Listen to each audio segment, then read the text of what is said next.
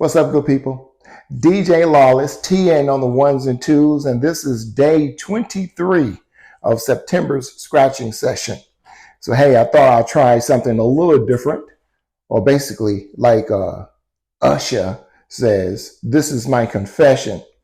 So, what I've learned so far through this scratching session is you got to have the fundamentals in place, such as your mixer, laptop or something. But the most important thing that I'm figuring out is that you have to have your music library in order. And you hear that all the time from different people, you know, as I research and listen to other YouTubers, the importance of having your library, you know, in check, in order, organized. And so, yes, I knew the importance of that. But then as I continue to grow in this art, it is really important. So as I almost conclude to the end of this month, I was beginning to struggle because my library was not decent and in order. So for the last couple of days, I've had issues with that, finding the music, keeping the music loaded correctly, because I was getting error messages and so on and so forth. So I had to buy out the time to kind of back up and figure out what really was happening here, because I was getting frustrated and it wasn't fun anymore. So now we're getting down to the details of the thing, right? So what I've learned with that, and maybe someday I'll do a video of it or a tutorial, a lesson, or whatever it is that make sure, because I have Rekordbox and I use BD Supreme for where I get my music. I use Apple Music and all that and convert that and all that good stuff.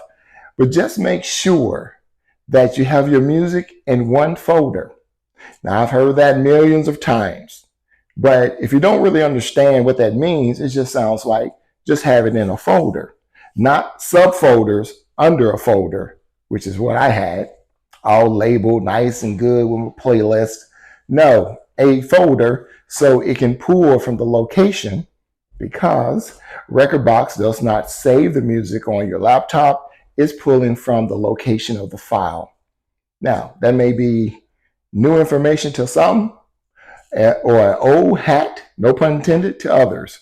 But as you learn and you start trying to hone your craft and you're serious about it, you'll want to make sure that you're doing everything from the A to Z and it's in that order. So, hey, that's my confession as I continue to not only learn the scratching technique, but what goes on behind the scenes and not just in front of the camera going, hey, look at me. It's not really about that. So now when I go on to a gig, I got my music in order and I don't have to struggle to find songs or rush through to try to different songs so there's no gaps in music. And that relieves a lot of stress too. So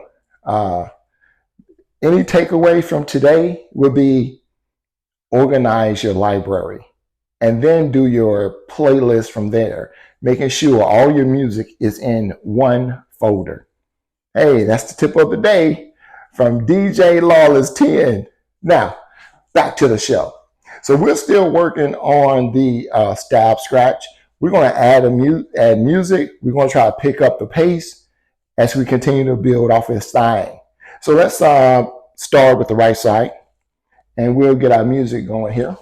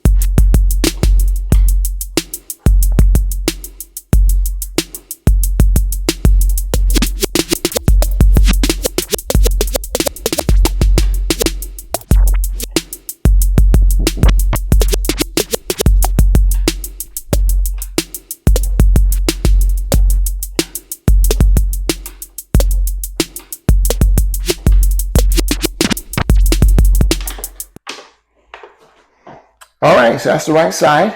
Now let's do the left side.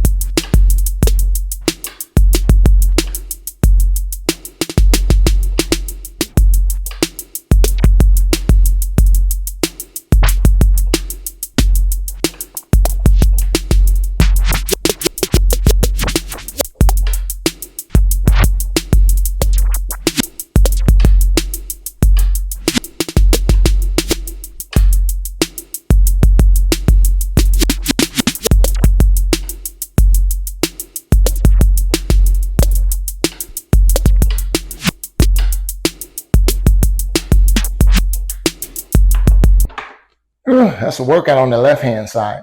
All right, so we'll keep on practicing. Feeling good on the right side. Left side, más o menos, right? Not so much. So we'll keep on practicing. We'll keep on doing it. I like the stab scratch. It's the most difficult one that I've tried. And I want to just get a little bit better handle on it on both sides. That's the most important thing, being able to do it on both sides. Scratch on both sides of your platter, jog wheel, turntable. All right. So, hey, let's keep practicing. You keep practicing with me. We all just keep practicing. Until next time, peace.